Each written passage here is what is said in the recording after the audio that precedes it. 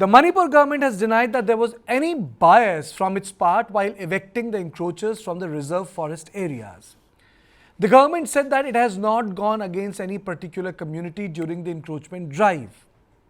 The encroachment drive was cited as one of the main reasons for the clash between the tribal Kukis and non-tribal Maitis. The state government has shared the data on the eviction that were carried out between 2017 to 2023. 1. Kuki tribals were not particularly targeted for eviction. The 291 encroachers, including the people from Maiti Pangals, Kabuis, Nepalese and Chiru communities that come under scheduled tribes, were also asked to vacate encroached areas in Kangpoki forest. Meanwhile, the Supreme Court will be hearing a slew of petitions seeking the intervention of the top court in Manipur.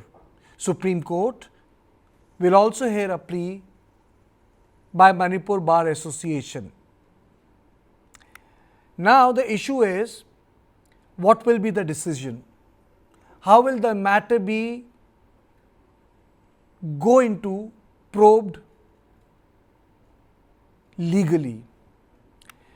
Congress, on the other hand, has decided to send an observer team to ascertain the ground realities in a state. The delegation of Congress leaders from Manipur met Congress President Mallikarjun Kharge and apprised him of the situation. There are a lot of things to be said about Manipur. One is the drive which we saw related to the drug cases. The second is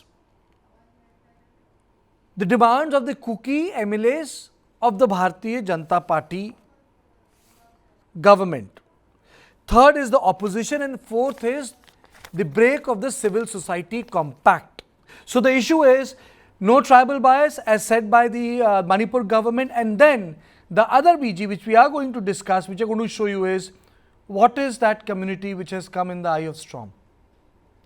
That is another question which we are going to raise and bring it to you. And the name of the community is, what is Arambai Tengal? These are the two things. What is Arambai Tengal and no tribal bias? So my first question, Mr. Hawkip, to you is, why do tribals feel that there is a bias against them when the government says there is no bias? Yeah, let me point out this bias because let me start with the first, issue, right? When the government of Manipur issued this special order, cancelling all the objections to, this Khopum Churjanpur protected forest, we were asking, this pertinent questions that, who was the competent authority during those times? They say that the assistant forest officer F.S. Khan was not competent to issue those orders.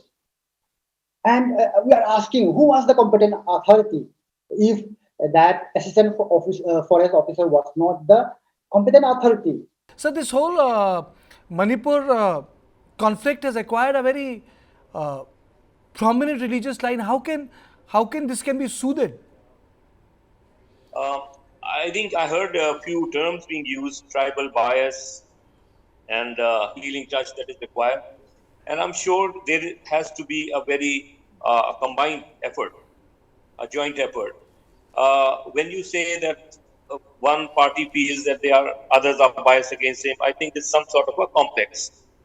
And that will be removed once the communities come closer, have joint programs, joint, gatherings, wherein these biases, see, if it existed, this sort of bias, if it existed among, the elders, but the modern generation, I'm sure, can get over all these things, and it is a time-consuming project.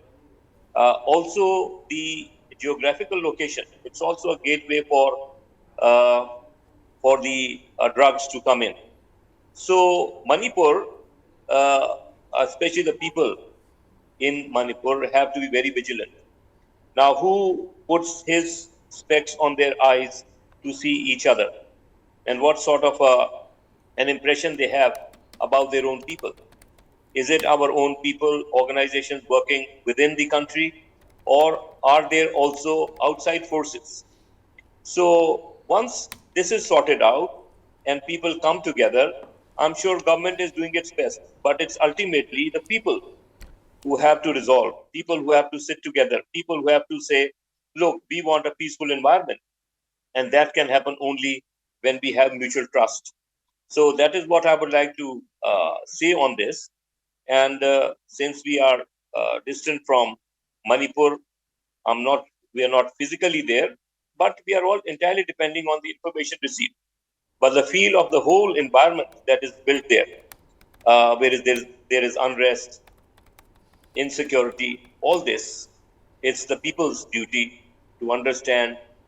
Instead of waiting for a third party intervention, they should mutually settle disputes and live peacefully. And I'm sure no country would like ever to be divided. Sir, Manipur order has been stayed by Supreme Court.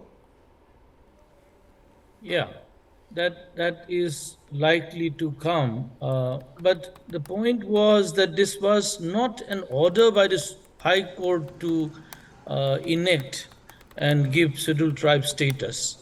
This was a response to a complaint that had come that some complainant filed petition that scheduled tribe status should be given to Meitei community, and government of Manipur was silent. And the petition was filed again to ensure that government of Manipur responds. So High Court only advised the government of Manipur to expedite the response. It was not saying that Meitei should be given ST status, but the response should be initiated fast. But somehow Honorable Supreme Court felt that High Court need not have gone out of the way to such an order.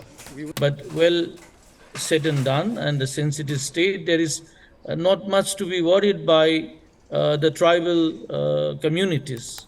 And I think, the kind of language which was used by this Chief Justice of India, Kartikeya, it was very clear that, they did not appreciate the fact that the time which was given to the Chief Justice of Manipur High Court to remedy, to take the remedial measure was not adhered to, and the court does not take very kindly to it was. So, yeah, the big news is that the order has been stayed.